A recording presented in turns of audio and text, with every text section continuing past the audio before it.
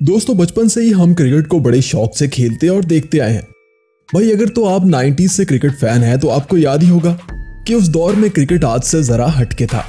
आजकल मैदान में सारा धूम धड़का बल्ले यानी छक्कों और चौकों से देखने को मिलता है, मगर तब ज्यादा ठाट बाट एक बॉलर की हुआ करती थी।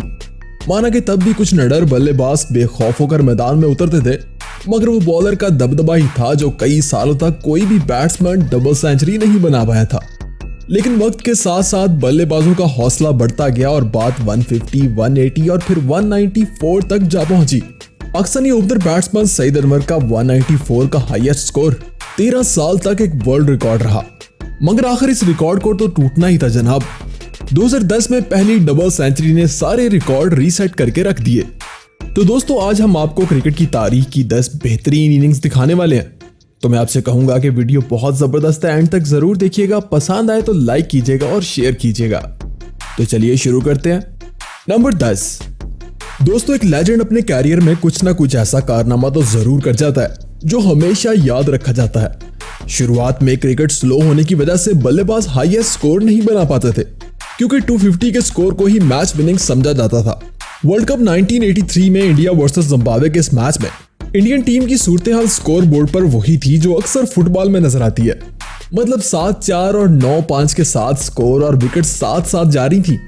और फिर इंडियन कैप्टन कपिल देव मैदान में आते हैं और विकेट कीपर सैयद कुरबानी के साथ जबरदस्त पार्टनरशिप जोड़ते हैं। कपिल 6 छक्कों और 16 चौकों की मदद से 175 नॉट आउट की एक रिकॉर्ड इनिंग खेलकर इंडिया का स्कोर 266 तक पहुंचा देते हैं और इंडिया ये मैच 31 रन से जीत जाता है। कपिल देव की 175 रन की इनिंग हाईएस्ट वर्ल्ड रिकॉर्ड बन जाती है। नंबर 9। दोस्तों West Indian legend batsman sir Viv Richard को बहुत ही निडर और अग्रेसिव बैट्समैन माना जाता है। कपिल के 175 रन की इनिंग के एक ही साल बाद 1984 में इंग्लैंड के सामने वेस्ट इंडियन टीम का भी वही हाल था जो इंडियन टीम का जिम्बाब्वे के खिलाफ था। कोई भी वेस्ट इंडियन बल्लेबाज डबल फिगर तक नहीं पहुंच पा रहा था, जिसके बाद विवर रिचर्ड क्रीज पर आते हैं, मगर दूसरी साइड पर कोई भी बल्लेबाज टिक नहीं पाता और 166 के स्कोर पर 9 विकेट्स गिर जाते हैं। खैर आखिरी विकेट पर अच्छी पार्टनरशिप होती है और 5 छक्कों और 21 चौकों की मदद से sir Viv Richard 189 not out की इनिंग खेलकर स्कोर 272 तक पहुंचा देते हैं। इस मैच में आखिरी विकेट पर 106 रन की बनने वाली पार्टनरशिप अभी तक एक रिकॉर्ड है और विवर रिचर्ड 189 रन की इनिंग के साथ एक नया रिकॉर्ड बना डालते हैं। नंबर 8।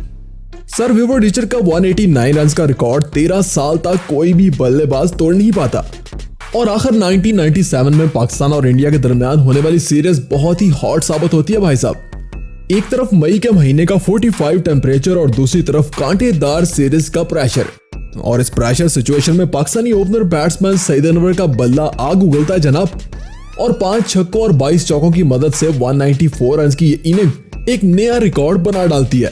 सईद अनवर के 194 रन के साथ पाकिस्तान पहली बार 327 रन जैसा बड़ा टारगेट सेट करता है और इंडिया ये मैच 35 रन से हार जाता है। नंबर 7। दोस्तों कुछ रिकॉर्ड्स तो बनते ही टूटने के लिए, हाँ इन्हें तोड़ने में थोड़ा सा वक्त जरूर लग जाता है। सईद अनवर का बनाया गया 194 रन का रिकॉर्ड 2 साल बाद ही सचिन के हाथों टूटता हुआ नजर आ रहा था, जब न्यूजीलैंड की टीम इंडिया आती है और सचिन एक शानदार पारी खेलते हैं। कोई भी कीवी बॉलर सचिन को आउट नहीं कर पाता, मगर बदकिस्मती से सचिन इनिंग खत्म होने तक सिर्फ 186 के स्कोर तक ही पहुंच पाते हैं और सचिन रिकॉर्ड के बहुत पास होने के बाद भी इस रिकॉर्ड को हासिल नहीं कर पाते। इसके एक साल बाद इंडिया वर्सेस श्रीलंका के मैच के दौरान श्रीलंकन बैट्समैन सनत जसूरिया भी हाईएस्ट रिकॉर्ड तोड़ने की दौड़ में नजर आते हैं। ओपनर आकर सनत जसूरिया इंडियन बॉलर्स की खूब धुलाई करते हैं और 4 छक्कों और 21 चौकों के साथ 189 के स्कोर तक जा पहुंचते हैं, लेकिन 48 ओवर की पहली गेंद को क्रीज से बाहर निकलकर खेलना इनको महंगा पड़ जाता है और वो स्टंप आउट हो जाते हैं और ऐसे 194 रन का ये रिकॉर्ड एक बार फिर से बच जाता है। नंबर 6। दोस्तों अगर रिकॉर्ड के हिसाब से देखें तो 24 फरवरी 2010 का दिन क्रिकेट के लिए बेहद खास है, क्योंकि इस दिन चल रहे इंडिया वर्सेस साउथ अफ्रीका के दरमियान मैच में वो रिकॉर्ड बनने वाला था जो 13 साल से कोई भी बल्लेबाज नहीं बना सका था। इस दिन सचिन ने साउथ अफ्रीका के खिलाफ एक ऐसी इनिंग का आगाज किया था जो इससे पहले कोई भी दूसरा बल्लेबाज नहीं कर सका था। सचिन ने मैदान में वो कहराम मचाया था कि सभी अफ्रीकी बॉलर्स के पसीने छूट गए थे। सचिन ने सिर्फ 145 गेंदों पर 25 चौकों और 3 छक्कों की मदद से 200 रन की बारी खेलकर सारे रिकॉर्ड तोड़ डाले थे। सचिन के 200 रन के साथ इंडिया ने भी 400 रन का टारगेट बोर्ड पर टांग दिया था और यही वो मैच था जिसमें सबसे पहले डबल सेंचुरी बनाई गई थी। नंबर 5। दोस्तों वैसे तो डबल सेंचुरी जैसे हदफ का दरवाजा सचिन ने सबसे पहले खोला था, मगर ये रिकॉर्ड बनते ही कई और बल्लेबाजों के हौसले भी बढ़ चुके थे और अब तो एक के बाद एक हर एक की ख्वाहिश थी कि वो डबल सेंचुरी ही करके दिखाए। सचिन के बाद ये कारनामा सचिन क्लोन यानी इन्हीं की कॉपी वीरेंद्र सहवाग ने करके दिखाया था। 8 दिसंबर 2011 यानी कि सचिन की डबल सेंचुरी के एक साल बाद वेस्टइंडीज और इंडिया के दरमियान चल रहे इस मैच में सचिन के जोड़ीदार ओपनर ने भी डबल सेंचुरी की ठान ली थी और वेस्टइंडीज के खिलाफ धुआंधार बल्लेबाजी करते हुए 7 छक्कों और 25 चौकों की मदद से 149 बॉल पर 219 रन की बारी खेली थी। सहवाग की इस 219 रन की इनिंग के साथ वो दुनिया के हाईएस्ट स्कोर बनाने वाले खिलाड़ी भी बन गए थे और वो डबल सेंचुरी बनाने वाले दुनिया के दूसरे बैट्समैन भी हैं। नंबर 4। दोस्तों 2011 तक 2 खिलाड़ी डबल सेंचुरी बना चुके थे और दोनों ही इंडियन थे और इंडिया की तरफ से ओपनिंग करने वाले बल्लेबाज थे। लेकिन 2013 में इंडियन ओपनिंग की सीट रोहित शर्मा यानी हिटमैन ने संभाली और ऑस्ट्रेलिया के खिलाफ चल रहे इस मैच में रोहित ने भी रवायत की पासदारी करते हुए ऑस्ट्रेलियावी बॉलर्स की जम के धुलाई की। इस दिन वही हाल ऑस्ट्रेलियावी बॉलर्स का था जो 2010 में साउथ अफ्रीकी बॉलर्स का नजर आया था। रोहित ने 12 छक्कों और 13 चौकों की मदद से 158 गेंदों पर 208 रन बनाकर अपना नाम भी डबल सेंचुरी बनाने वाले खिलाड़ियों की लिस्ट में शामिल कर लिया था। लेकिन वो सहवाग का 219 रन का टारगेट नहीं तोड़ पाए थे, मगर जल्द ही 2014 में श्रीलंका के खिलाफ रोहित ने एक और उड़ान भरी और 264 रन के स्कोर पर जा रुके। इस मैच में रोहित ने 9 छक्कों और 33 फोर्स के साथ 173 बॉल्स पर 264 रन की इनिंग खेली थी और यही अब तक का सबसे हाईएस्ट रिकॉर्ड भी है। वैसे क्रिकेट में पहली 4 सेंचुरीज इंडियन बल्लेबाजों ने ही बनाई थी। नंबर 3। दोस्तों अगर आप लंबे लंबे छक्के लगाने और अग्रेसिव अंदाज में बैटिंग करने वाले बैट्समैन को पसंद करते हैं ना, तो यकीनन आप क्रिस गेल के फैन तो जरूर होंगे।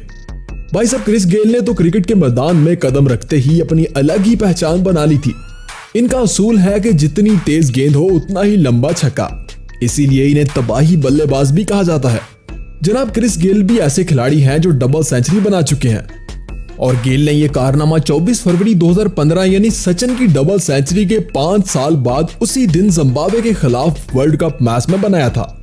वो वर्ल्ड कप में डबल सेंचुरी बनाने वाले पहले बैट्समैन भी थे। गेल ने जिम्बाब्वे के खिलाफ 16 छक्कों और 10 चौकों की मदद से 149 गेंदों पर 215 रन की इनिंग खेली थी। नंबर 2। दोस्तों वर्ल्ड कप जैसे इवेंट में अभी तक सिर्फ 2 ही बैट्समैन डबल सेंचुरी जैसा कारनामा कर चुके हैं, जिसमें पहला नाम क्रिस गेल का, जबकि कीवी बैट्समैन मार्टिन गुप्टिल इस कारनामे को दोहराने वाले दूसरे बल्लेबाज हैं। गुप्टिल ने भी 2015 के वर्ल्ड कप में ही वेस्टइंडीज के खिलाफ 163 गेंदों पर 11 छक्कों और 24 चौकों के साथ 237 नॉट आउट की एक शानदार इनिंग खेली थी और ये वर्ल्ड कप में बनाया गया सबसे बड़ा स्कोर भी है और रोहित शर्मा के बाद ये दुनिया का दूसरा सबसे हाईएस्ट स्कोर है। नंबर 1। दोस्तों क्रिकेट में डबल सेंचुरी जैसा रिकॉर्ड हमेशा ही ओपनर बल्लेबाजों के हाथों बनाया गया है। इसी तरह पाकिस्तानी बल्लेबाज फखर जमान ने भी जिम्बाब्वे के खिलाफ ओपनिंग करते हुए एक ऐसी ही शानदार इनिंग खेली थी और फखर जमान डबल सेंचुरी बनाने वाले पहले पाकिस्तानी बैट्समैन भी हैं। इस मैच में फखर जमान ने 148 गेंदों पर 5 छक्कों और 24 चौकों की मदद से 210 रन की बारी खेली थी और इसी तरह वो डबल सेंचुरी करने वाले बैट्समैन की लिस्ट में 8वें नंबर पर अपनी जगह बना चुके हैं। दोस्तों अब तक क्रिकेट की तारीख में 8 बार डबल सेंचुरी स्कोर बन चुका है, जिसमें से 5 बार ये कारनामा इंडियन बल्लेबाजों के हाथों हुआ है और ऑस्ट्रेलिया, साउथ अफ्रीका और इंग्लैंड जैसी स्ट्रॉन्ग टीम्स में कोई भी बल्लेबाज अभी तक डबल सेंचुरी नहीं बना सका। वैसे रोहित शर्मा के 264 रन के रिकॉर्ड के बारे में आपका क्या कहना है? कौन सा बल्लेबाज ये रिकॉर्ड तोड़ सकता है? कमेंट में जरूर बताइएगा। वीडियो पसंद आए तो लाइक कीजिएगा, चैनल को सब्सक्राइब करके घंटी वाले बटन को दबाना मत भूलिएगा ताकि हमारी आने वाली वीडियो सबसे पहले आप तक पहुंच सके।